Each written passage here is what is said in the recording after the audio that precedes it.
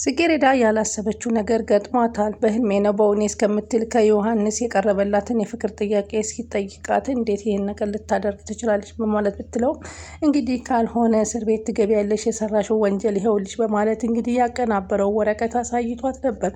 ሆኖም ግን ሶስት ምርጫ፣ አንድም ራስሽን ማጥፋት፣ አንድም እስር ቤት መግባት፣ አንድም እኔም ማግባት የሚል ነበር።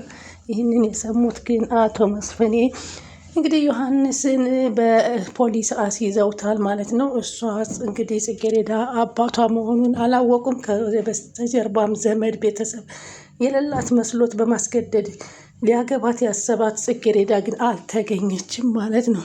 ይህንን የሚያደረገው እንግዲህ ባለፈው እንዳየነው ስራው አለ ብዙ ገንዘብ የሚያስገኝሽ በማለት በመውሰድ ቤት ተከራይቶ ካስቀመጣት በኋላ እንሷም እናቷን አሸንፋ ሄዳ ነበር።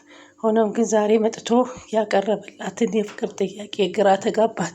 በህልሜ ነው ወይንስ በእውኔ በማለት መናገር ጀመረች።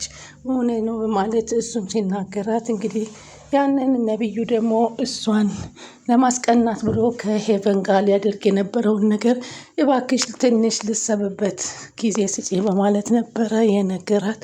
ጊዜ እየሰጠችው እያለ አጋጣሚ አስፓልት ወጥቶ ሲሄድ ነበረ የጽጌረዳ ፎቶ ፖል ላይ ተለጥፎ ሲያገኘው ግራ ተጋብቶ አንስቶ ወደ ሄቨን የመጣው። ሄቨን ግን በአጋጣሚ የተጠቀመችው መጠቀም እንግዲህ ገንዘብ ስለመረጠች ገንዘብ ለመውደድ ስትል ነው እዚህ ወንጀል ውስጥ እየገባችው በማለት ስትነግረው ማመን ነበረ ያቃተው ነቢዩ። ምክንያቱም ጽጌረዳ የዚህ ሰው አይደለችም በማለት ነበረ ሲከራከር የነበረው። እንግዲህ አንቺም ሆንሽ ከዚህ ቤት አንወጣም ሲላት አልወጣም ውጣልኝ እያለች ጽጌረዳ ስትሟግተው አንተ የተከራየው ቤት ስለሆነ እኔ ልወጣልህ እችላለሁ በማለት ተጎንብሳ ፖርስ ሻንጣዋን የልብሷን ያዘጋጀችበትን በማንሳት ላይ እያለኝ ከጃኬቱ ኪስ ወረቀቱን በማውጣት ይሰጣታል። ጽጌረዳን በመደናገጥ ያንን ወረቀት አንስታ ስታነበው ወንጀለኛ እንደሆነ እንደምትፈለግ እያሳያት ጊዜ ግራ ተጋባይ። ዮናስ ምን እያደረክ ነው? ነገሩ ምንድን ነው? እያለች ብትጠይቀው እንዴት እንደዚህ ታደርገኛለህ? ይህ ነው ወይ ያንተ ውለታህ? በማለት እንግዲህ ጽጌረዳ በንዴት ላይ ያለች። እናቷም ይህን ነገር ሰምታ ከወይዘሮ ፍቅርተ ጋራ ፍለጋ ትጀምራለች። አካባቢውን አሳይተዋት ስለነበር እዚህ አካባቢ ነች ጽጌረዳ ያለችው በማለት በጩኸት ጽጌረዳን ለመጣራት ብትሞክርም በፍጹም ግን ልታገኛትን አልቻለችም ነበርና በቃ አሁን አንድ አማራጭ አለን፣ አቶ መስፍንን ሄደን ማናገር ነው። እሳቸው የማያደርጉት ነገር የለም በማለት ነው።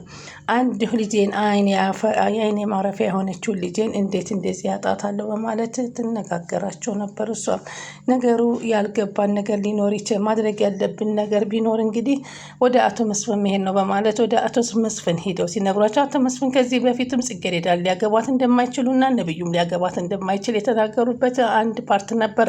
ምክንያቱም ጽጌረዳ የአቶ መስፍን ልጅ ትሆናለች የሚል ጥርጣሬ አለ። በዚህም ምክንያት ነው አሁን እሳቸው እንግዲህ ይህን ነገር ከሰሙ ይህንን እንግዲህ ዮናስን ወደ እስር ቤት የሚያሽከረክሩት ማለት ነው። ሰላም ወደ ቻናላችን ተከታታዮች ሰላማችሁ በያላችሁበት ይብዛል። ቻናላችን አዲስ ሆናችሁ ሰብስክራይብ፣ ላይክ፣ ሼር እያደረጋችሁ አበረታቱን። ጽጌረዳ ቀጣይ ፓርቲ ይዘንላችሁ መጥተናል። በዚህ ፓርቲ እንግዲህ ጽጌረዳ ያላሰበችውን እቅድ ነው ያጋጠማል። ምክንያቱም ዮናስ እንግዲህ ስራ አግኝቼልሻለሁ ያላት ስራ ለወንጀል የሚዳርግ አስመስሎ ነው ያሰራባል። ይህን የሚያደረግላት ወንጀሉን ሰርተው ሳይሆን እሱን ለጋብቻ ጥያቄውን እንድትመልስለት ፈቃደኛ እንድትሆንለት ለማድረግ እንደሆነ ነው። ስለዚህ አሁን ይህ ነገር ግራ አጋብቷት ነበር። አሁን እንግዲህ እሷም ጽጌረዳ ሄቨን የሰራችውን ተንኮል እንደሆነ አውቀዋለች ማለት ነው። ሄቨን በእሷ ላይ ለምን ነብዩ እንድትጠላና እንድትርቅ ያደረገችውን ነገር በጣም ስላናደዳት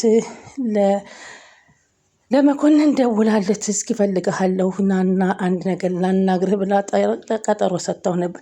መኮንን ግን በአሁኑ ሰዓት ከጽጌረዳ ጋር ምንም አይነት ሚስጥር እያወጣ እየነገራት አይደለም፣ ድብቅ ሆኖባታል። እንግዲህ እሷም ጽጌረዳን በመናደድ እንግዲህ በጥፊ ዮሐንስን መታለች ማለት። ዮሐንስን ስትመታው ግን አማራጮቹን ብትጠቀሚ ነው የሚሻልሽ የሚል የመጨረሻ ውሳኔ ነበረ የወሰንላት። እኔን አግቢ። እሷ ደግሞ ፈጽሞ ሙቼ ነው ተቀምጬ እናቴ ወይኔ መጀመሪያም ቢሆን ተይ ስትይኝ ብተው ኑሮ እዚህ ደረጃ አልደርስም ነበር፣ አንቺ ተይ ያልሽ ነበር ወደዚህ የመጣሁት በማለት እየተናደደች ትገኛለች። እንግዲህ ሄቨንም ነብዩን እስኪ ኤን ፊት ለፊት እያየኝ እስኪ ኤኝ በማለት ልታሳስተውን ፈልጋ ነበር። አንድ ጊዜ ብቻ እድል ስጠኝ በማለትም ስትለምነው እባክሽ ተይኝ ጊዜ እፈልጋለሁ በማለት ከኔ ጋር ብትሆን ደስ ይለኛል እያለች ብትጠይቀውም እሱ ግን ራሱን ተቆጣጥሮ በፍጹም ጊዜ ስጪ በማለት ነበረ ጥሏት ይሄዱ። ለአንድ 2 ሰዓት ያክል ራሴን ልሰብበት በሚል ጥያቄ አቅርቦላት እሷም እሺ በማለት ነበር ፍቃዱን የሰጠችው። ሆኖም ግን ሲወጣ ከፖሉ ላይ ያገኘው የጽጌረዳ በወንጀል መፈለግ ሲሆን በጣም ተደናግጦ ያን ወረቀት ይዞ ነበረ ወደ ሄቨን የተመለሰው። ሄቨንም ይህንን እድል ለማጠናከር ሞከረች።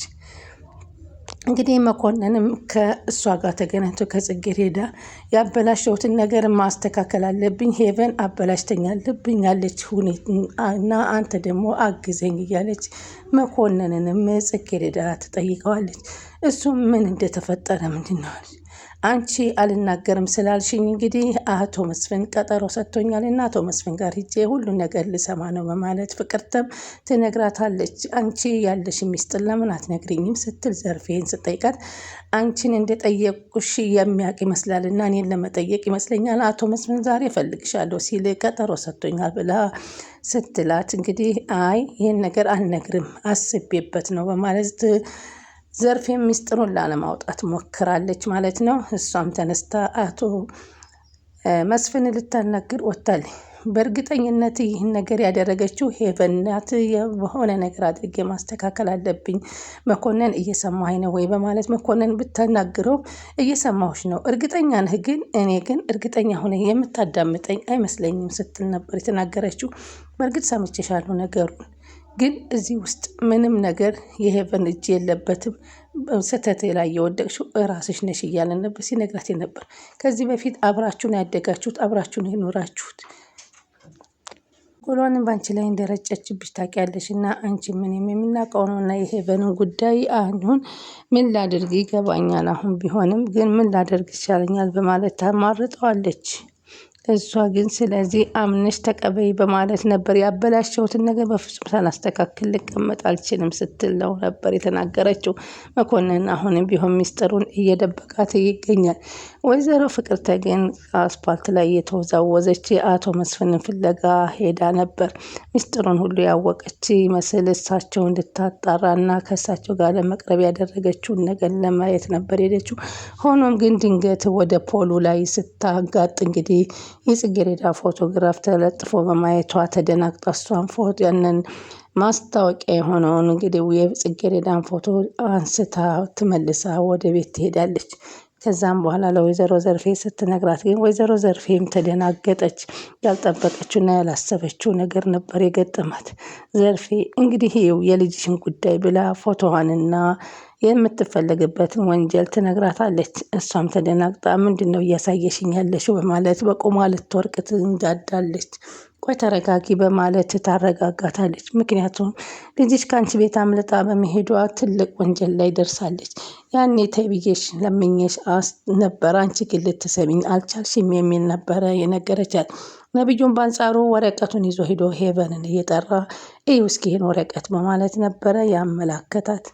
እሷም ያንን ወረቀቶች ካነበበቻቸው በኋላ መጀመሪያም እኮ ለገንዘብ ብላ ነው ይህን ነገር የሰራችው፣ ምን እየተፈጠረ እንደሆነ አላቅም ስትል ምን እንደተፈጠረ እንደው ልታስረጅኝ ትችያለሽ ወይ በማለት ቢጠይቃትም እሷ ግን ልትናገር የምታውቂው ነገር ካለ ግን አንቺ የምታውቂው ነገር አለ የምትለኝ እንዴት ነው? አንተ እኮ ነው ወረቀቱን ይዘልኝ የመጣው በማለት ብትማጎተው እንግዲህ በቃ የራሴን ነገር ራሴ ወስነዋለሁ በማለት ግራ ተጋብቶ ነበረ የተናገራት። እና ያለችበትን ቦታ የምታውቂ ከሆነ ብትወስጂን ደስ ይለኛል ቢላትም ሄቨን በእርግጥ ያለችበትን ቦታ ታውቃለች። ሆኖም ግን ለነብዩ ልትገልጽለት ፈቃደኛ አልነበረችም።